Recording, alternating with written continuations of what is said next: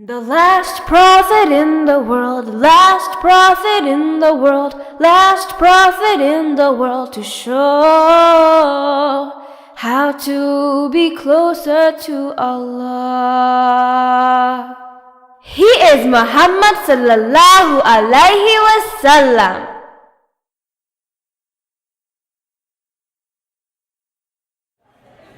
মুসলিমদের মদিনাতে একটি নিরাপদ জায়গা পাওয়াটি মক্কার খারাপ লোকেরা পছন্দ করেনি।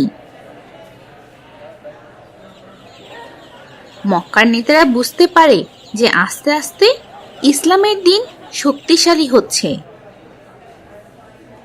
যদি তারা এখনই ইসলামকে ধ্বংস করতে না পারে তবে ইসলামের শক্তি সারা আরব জুড়ে ছড়িয়ে পড়বে। মুসলিমদের দুর্বল করার জন্য মক্কাতে রেখে যাওয়া মুসলিমদের সকল সম্পত্তি ও জায়গা তারা দখল করে নেয়।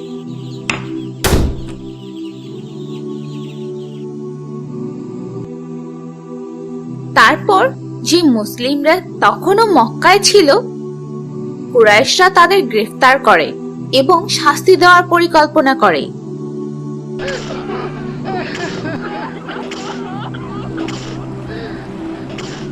এমনকি খারাপ কুরাইশরা নারী ও শিশুদেরও শাস্তি দেয়। কুরাইশরা অন্য জায়গা থেকে সব যোগাযোগ করার উপায় বন্ধ করে দেয়, যাতে মদিনার মুসলিমরা মক্কাতে তাদের পরিবারের সাথে কোনো যোগাযোগ করতে না পারে। যেহেতু হজ করার জন্য সবাই মক্কাতে আসতো, তাই সারা আরবের লোকদের সাথে অনেক ভালো যোগাযোগ ছিল। তাই খারাপ কুরাইশরা তাদের এই যোগাযোগ ব্যবস্থা কাজে লাগায় এবং মদিনার আশেপাশের এলাকা থেকে সকল নেতাদের একত্রিত করে। খারাপ কুরাইশরা সেই নেতাদের মদিনার লোকদের সাথে কোনো ব্যবসা না করার জন্য রাজি করায়। এক সময় মদিনায় খাদ্য ও প্রয়োজনীয় জিনিসের অনেক অভাব দেখা দেয়। খারাপ কুরাইশরা মদিনাকে অর্থনৈতিকভাবে চাপ দিতে চেয়েছিল। তাই মদিনার লোকেরা মুসলিমদের ঘৃণা করা শুরু করে এবং তাদেরকে মদিনা থেকে বের করে দিতে চায়। মদিনার খারাপ নেতা আব্দুল্লাহ বিন উবাইয়ের কুরাইশদের সাথে খুব ভালো সম্পর্ক ছিল। এমন অবস্থায় উবাই ও তার লোকেরা অন্য লোকেদের বুঝাতে থাকে যাতে তারা মুসলিমদের ঘৃণা করে, কিন্তু আল্লাহ তাআলার রহমতে সকল মুসলিম একত্রে একতাবদ্ধ ছিল। তাই তাদের খারাপ পরিকল্পনা ব্যর্থ হয়ে যায়। যখন কুরাইশরা তাদের পরিকল্পনা কাজে লাগাতে পারেনি, তখন তারা অন্য একটি পরিকল্পনা করে।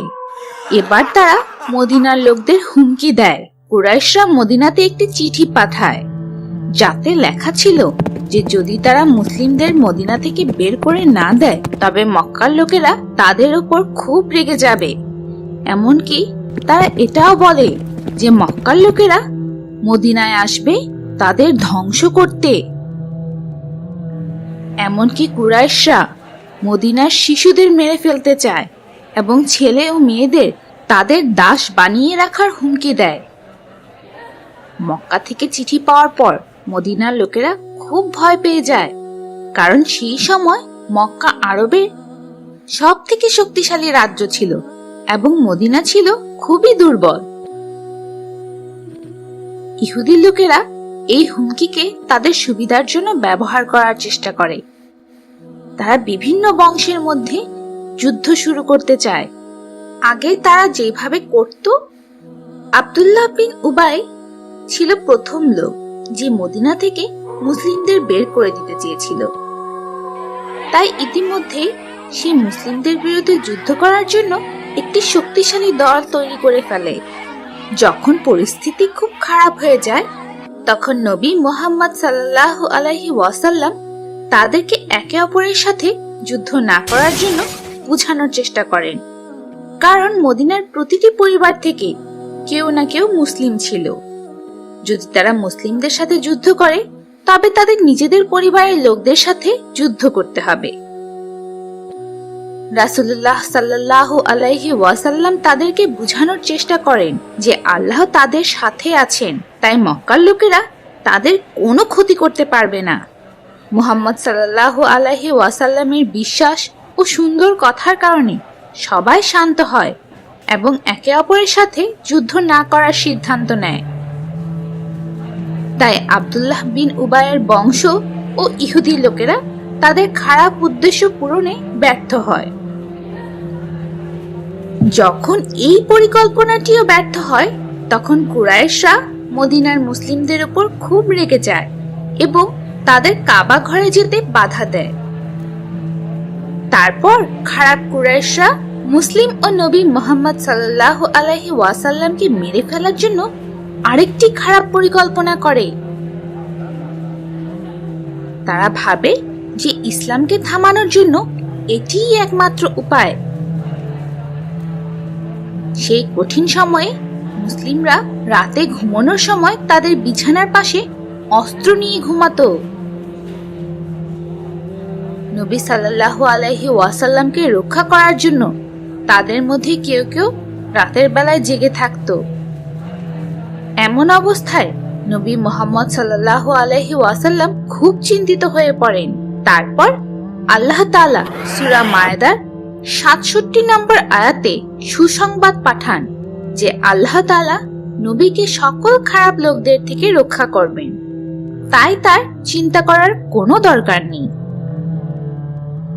নবী সাল্লাল্লাহু আলাইহি ওয়াসাল্লাম খুব খুশি হন এবং সেই রাত থেকে তিনি কোনো পাহারা ছাড়াই ঘুমোতে শুরু করেন।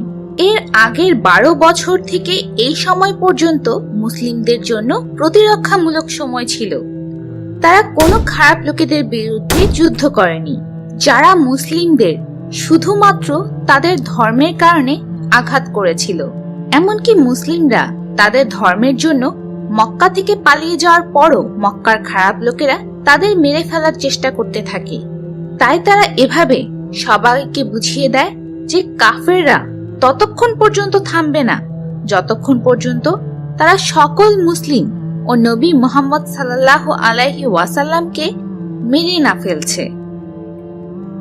সেই অবস্থায় কাফেরদের সাথে যুদ্ধ করা ছাড়া মুসলিম ও নবীকে রক্ষা করার জন্য অন্য কোনো উপায় ছিল না। তাই সূরা হজের ৩৯ নম্বর আয়াতে আল্লাহ তাআলা মুসলিমদেরকে খারাপ লোকেদের সাথে যুদ্ধ করার অনুমতি দেন।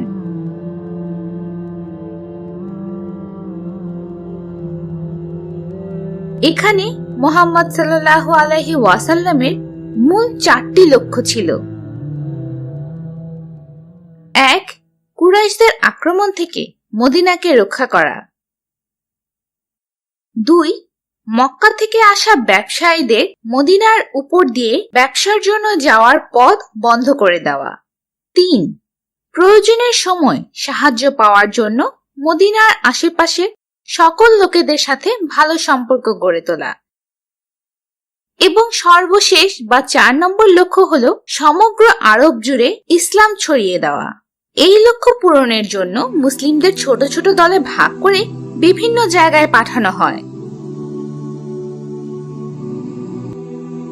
একসময় নবী মুহাম্মদ সাল্লাল্লাহু আলাইহি ওয়াসাল্লাম জানতে পারলেন যে সবচেয়ে খারাপ লোক আবু জাহেল তার ব্যবসার দল নিয়ে সিরিয়া থেকে ফিরে আসছে।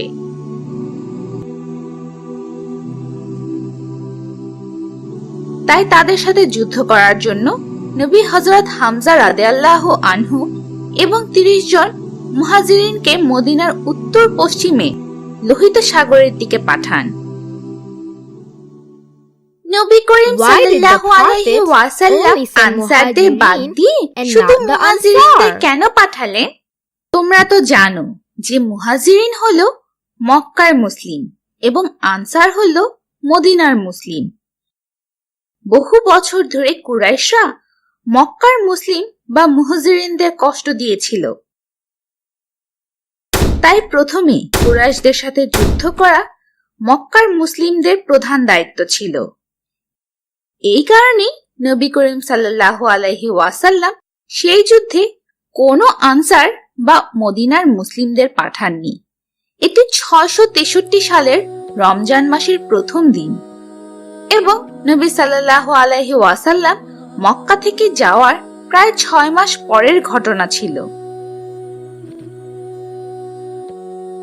যখন তারা আবু জাহেল ও তার লোকেদের সামনাসামনি হয়, তখন তারা সেই সব খারাপ লোকেদের সাথে যুদ্ধ করতে প্রস্তুত ছিল যারা তাদের অনেক মুসলিম ভাই ও বোনকে মেরে ফেলেছিল এবং মক্কায় তাদের সকল সম্পত্তি কেড়ে নিয়েছিল।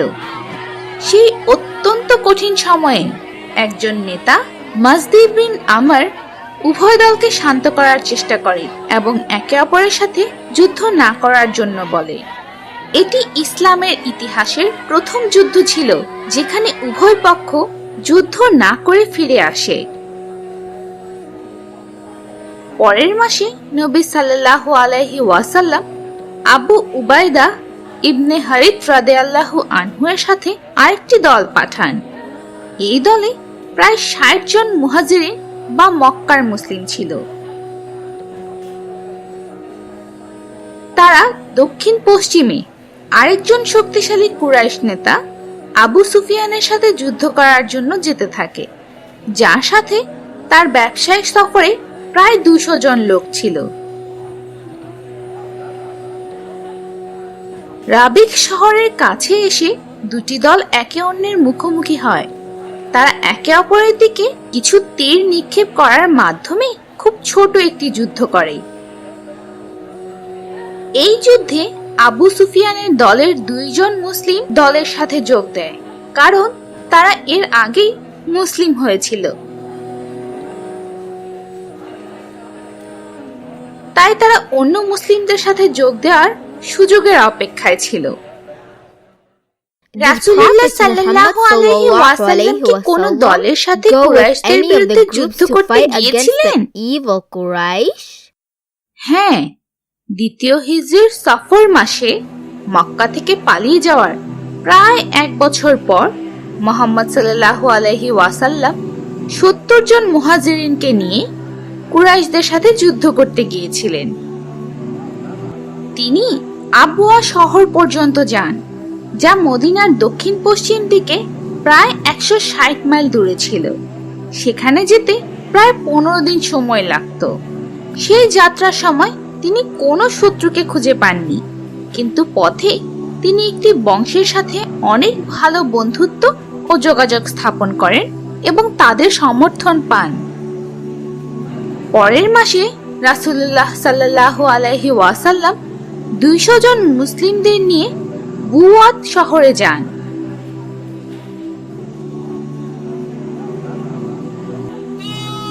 একই মাসে একটি অমুসলিম দল মুসলিমদের গরুর উপর হামলা করে এবং তাদের কিছু প্রাণী লুট করে নিয়ে যায়। যখনই মুহাম্মদ সাল্লাল্লাহু আলাইহি ওয়াসাল্লাম খবরটি জানতে পারেন, তিনি 70 জন মুহাজিরিনকে নিয়ে সেখানে যান এবং বদর পাহাড় পর্যন্ত সেই খারাপ লোকদের পেছনে পেছনে তাড়া করেন।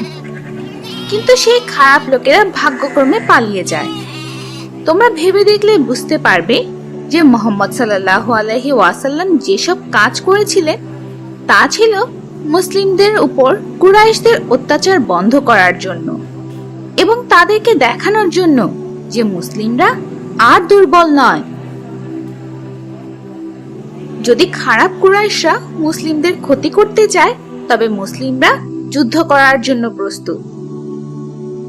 ইনশাআল্লাহ পরবর্তীতে আমরা জানব যে কিভাবে খারাপ লোকেরা মুসলিমদের সাথে প্রথম যুদ্ধ শুরু করে। The Prophet Story.